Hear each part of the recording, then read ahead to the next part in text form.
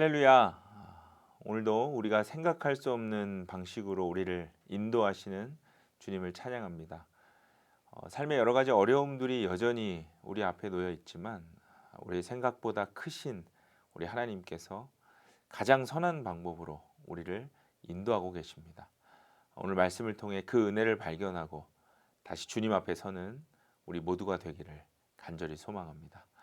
오늘 우리에게 주시는 하나님의 말씀은 사무엘기상 19장 18절에서 24절까지입니다.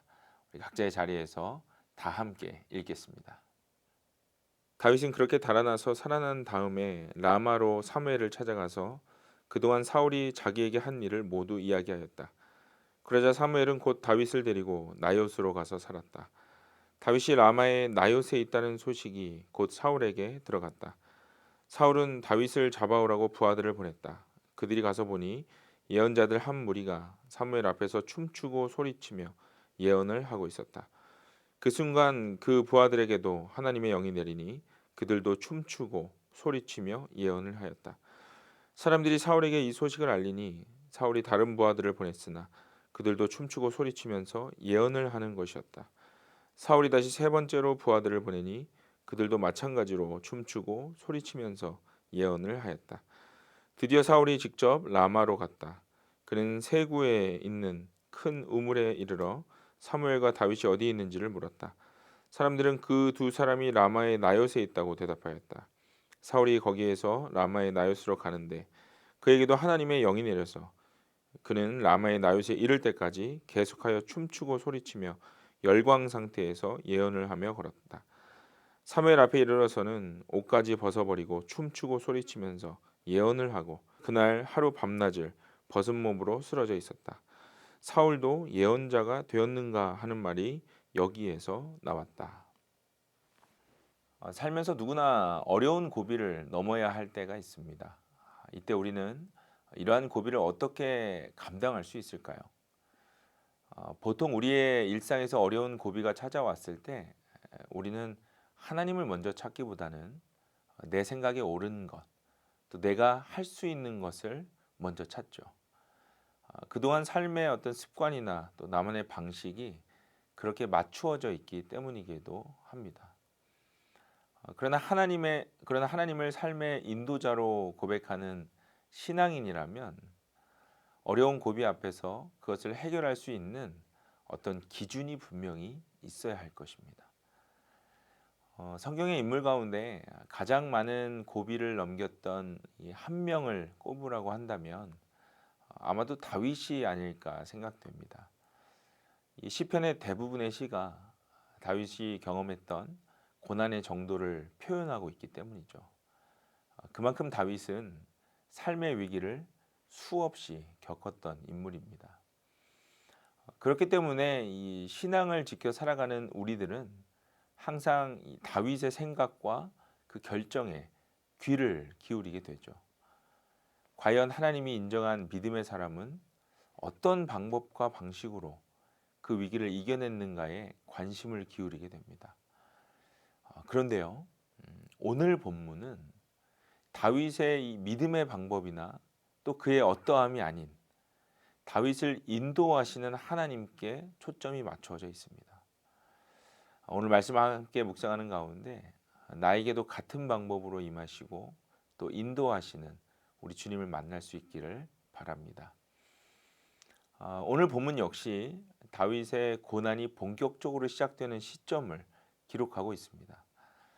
다윗을 죽이려는 이 사울의 공격 앞에 그는 이리저리 도망다니면서 목숨을 연명하게 되죠. 이 사울의 아들 요나단과 또 사울의 딸이자 자신의 아내인 미갈에 의해서 겨우겨우 목숨을 건진 다윗은 이제 사무엘이 머물고 있었던 라마로 도망가게 됩니다. 이 라마라는 곳은요, 사무엘의 고향이기도 하지만 사울 왕과 사무엘이 처음 만나서 깊은 대화를 나눈 곳이기도 합니다. 지금 그런 의미 있는 장소로 다윗이 이동하고 있는 것이죠. 이것은 단순히 이동한다는 어떤 의미로만 끝날 문제가 아니었습니다. 지금 다윗이 사무엘을 찾아간다는 것은 정치적으로도요 매우 큰 사건이었겠죠. 특별히 이 사무엘에게는 이제는 중요한 결정을 내려야 하는 어떤 부담을 안게 되는 그런 사건이었습니다. 사실 이 사무엘이요 우리가 이전에 보았던 사무엘기상 9장에서 사울과 작별한 이후에 스스로 이 정치적인 문제를 일으키지 않으려고 부단히 애를 썼었습니다. 그런데 지금 다윗이 사무엘을 찾아옴으로 이제 사무엘은 어떤 결정을 내려야 할 때가 온 것이겠죠. 다윗을 도와서 사울을 대적할 것인가? 아니면 다윗을 모른 척해서 정치적인 중립을 지켜야 할 것인가에 대한 고민이 분명히 있었을 것입니다. 만일 사무엘이 다윗을 선택한다면 사울은 이제는 모두를 죽일 수 있는 정치적 명분을 가지게 되는 것이죠. 그럼에도 불구하고 사무엘은 하나님께서 기름 부으신 종 다윗을 선택하게 됩니다. 그리고 다윗을 이 라마의 나요시라는 곳으로 데리고 가서 그곳에서 함께 숨어 지내게 됩니다. 이 소식을 들은 사울이요 자신의 부하들을 라마로 보내죠. 그리고 다윗을 죽이려는 계획을 세웁니다. 그런데 이상한 일이 생기죠. 오늘 본문 20절을 보세요. 사울이 보낸 부하들이 이 라마의 이 나요세에 도착했을 때 그들에게 하나님의 영이 내려서 그 지역의 예언자들과 함께 춤추며 예언을 하기 시작합니다. 이 소식을 들었던 사울이요 그 뒤에 2차, 3차로 또 다른 부하들을 보내보지만 그들 역시 같은 경험을 하면서 결국 이 사울의 암살 계획은 실패하게 됩니다. 더 이상 참을 수 없었던 사울은 직접 라마로 떠나죠. 그런데 오늘 본문 23절을 보세요. 사울이 라마의 나요스로 가는 그 길에 하나님의 영이 그에게 내려서 사울 역시 나요스에 도착할 때까지 춤추고 소리치며 열광 상태에서 예언을 했다라고 기록을 합니다. 그뿐만이 아니죠. 나요스에 도착해서 사무엘 앞에 섰을 때는 자신의 옷까지 벗어 던지고 하루 밤낮을 벗은 몸으로 쓰러져 지내게 됩니다. 처음 사무엘과 만나서 앞으로의 비전을 나누었던 그 거룩한 장소가 이제는 눈뜨고 볼 수조차 없는 수치를 남기는 장소가 되어버렸습니다.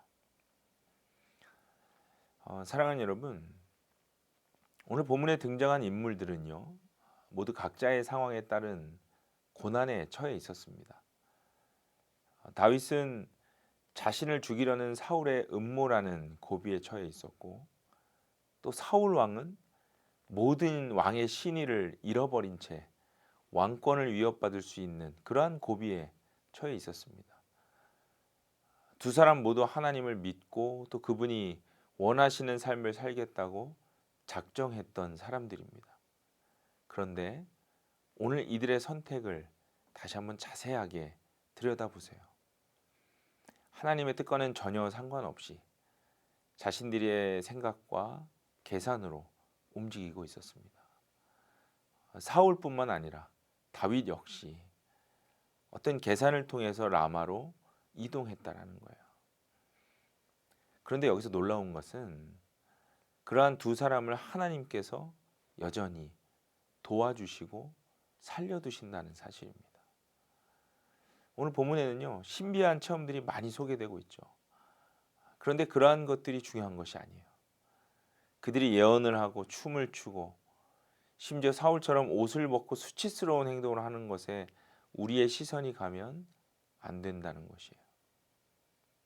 그렇다면 우리가 집중해서 보아야 할 부분은 어디입니까? 바로 하나님의 은혜이죠. 하나님을 알지만 하나님의 뜻대로 살아가지 못하는 이들을 향해서 끝까지 참고 그들을 다시 보호하시는 하나님의 끝없는 사랑의 은혜에 우리의 시선이 가 있어야 합니다. 도저히 감당할 수 없는 고비였기 때문에 우리에게 익숙한 방식대로 또 주님과는 전혀 상관없는 그러한 결정을 내리며 살아가더라도 우리 주님은 다시 우리를 그 신앙의 정상 궤도로 움직이시려고 노력하신다는 사실을 오늘 본문을 통해 우리에게 말씀하고 계십니다. 사랑하는 여러분, 이 하나님의 사랑의 속성을 다시 기억하시기 바랍니다. 그리고 주님의 애쓰심이 점차 줄어들 수 있도록 우리가 영적으로 깨어 있어야 할 것입니다. 늘 어떠한 결정과 행동을 하기에 앞서서 가장 먼저 하나님께 질문하고 또 깊이 묵상하며 기다릴 수 있는 영적인 여유가 우리에게 필요하다는 것입니다. 오늘 말씀을 다시 한번 깊이 묵상하시면서 지금까지 해왔던 나의 선택으로 인해서 하나님이 애쓰시고 있는 영역들이 있다면 다시 하나하나 돌이킬 수 있는 은혜가 있으시기를 바랍니다. 그때 우리는 좀 더 넓은 영역 안에서 하나님의 뜻을 발견하고 또 행할 수 있게 될 것입니다. 오늘 그 은혜를 누리시는 우리 모두가 되기를 바랍니다. 함께 기도하겠습니다. 주님, 우리에게 늘 먼저 찾아오셔서 우리의 고난 앞에 또 어려운 고비 앞에 하나님의 사랑을 드러내어 주심에 감사드립니다. 그러나 우리는 그 사랑을 늘 기억하지 못하고 급한 대로 또 내가 원하는 대로 내 방식대로 결정하여 살아갈 때가 너무나 많습니다. 오늘 다윗과 사울의 모습을 보면서 그러한 영역들 속에 여전히 우리를 버리지 않으시고 끝까지 찾아오시는 하나님의 사랑을 보았습니다. 우리에게도 동일하게 지금도 역사하시는 줄 믿사오니 그 사랑을 기억하고 주님의 애쓰심이 줄어들 수 있도록 우리도 영적으로 깨어 주님께 질문하고 주님의 뜻에 합한 삶을 살기를 노력하는 신앙인의 삶이 되게 하여 주옵소서. 오늘 그렇게 성령께서 우리를 다시 도우시는 그 은혜를 찬양합니다. 살아계신 예수님의 이름으로 간절히 기도드립니다. 아멘.